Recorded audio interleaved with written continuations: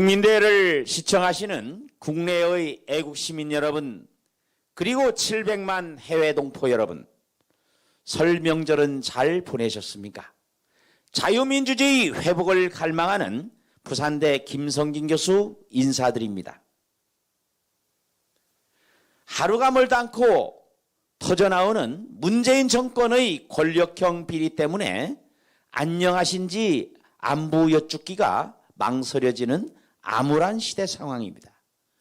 혹시나 이번 3구 대선 역시 지난 4.15 총선 때와 마찬가지로 부정선거로 얼룩지는 것이 아닐까 하는 우려 때문에 수많은 애국 시민들이 노심초사하고 있습니다. 공정선거, 공명선거 감시위원회 내지 부정선거 대책위원회를 선대위 내에 공식적으로 설치하기를 야당에 간곡하게 요청하고 있지만 여전히 허공의 메아리가 되고 있을 뿐입니다. 얼마 전 전국의 2,900여 명의 선관위 직원들이 연기명으로 조혜주의 사퇴를 요구한 것은 너무나도 고맙고 시적절한 것이었다고 할 수 있습니다. 하지만 전국 각지에 182곳의 임시선거 사무실을 설치한 것이 알려짐으로써 또다시 민심이 크게 요동치고 있습니다.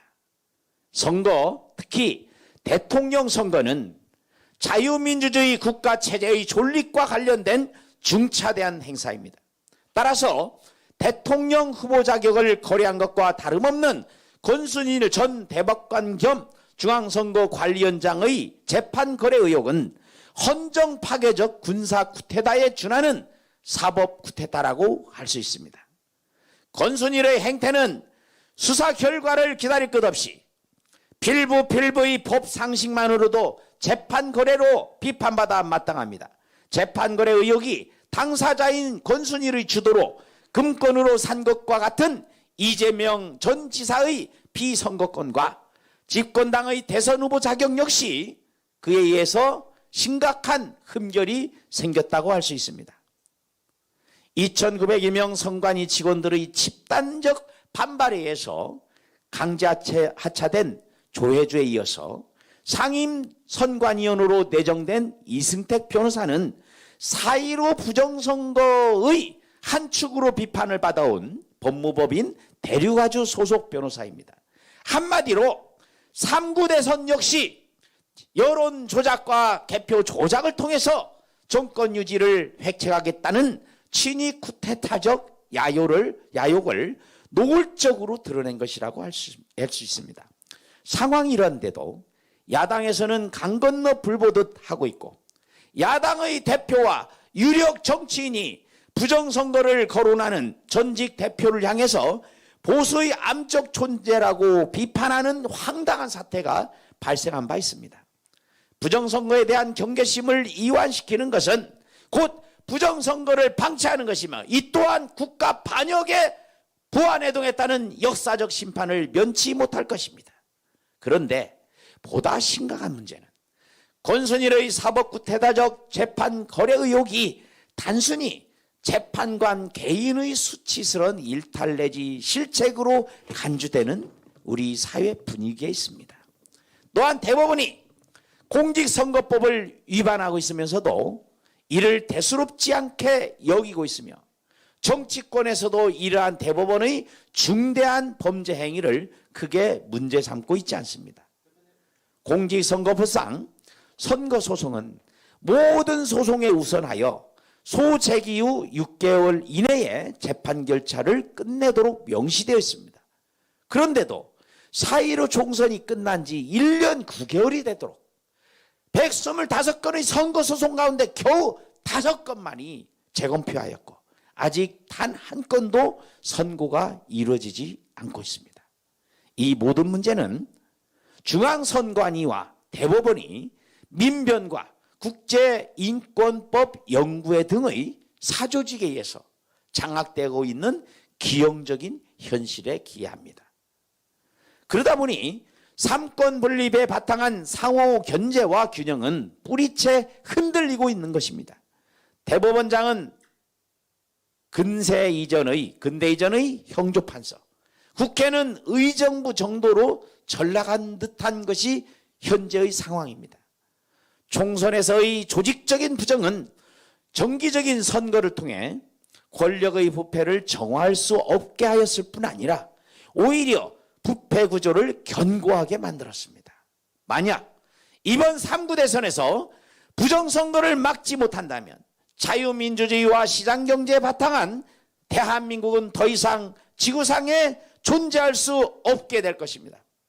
우리는 어떻게든 부정선거를 원천적으로 차단할 수 있도록 혼신의 노력을 다해야 할 것입니다.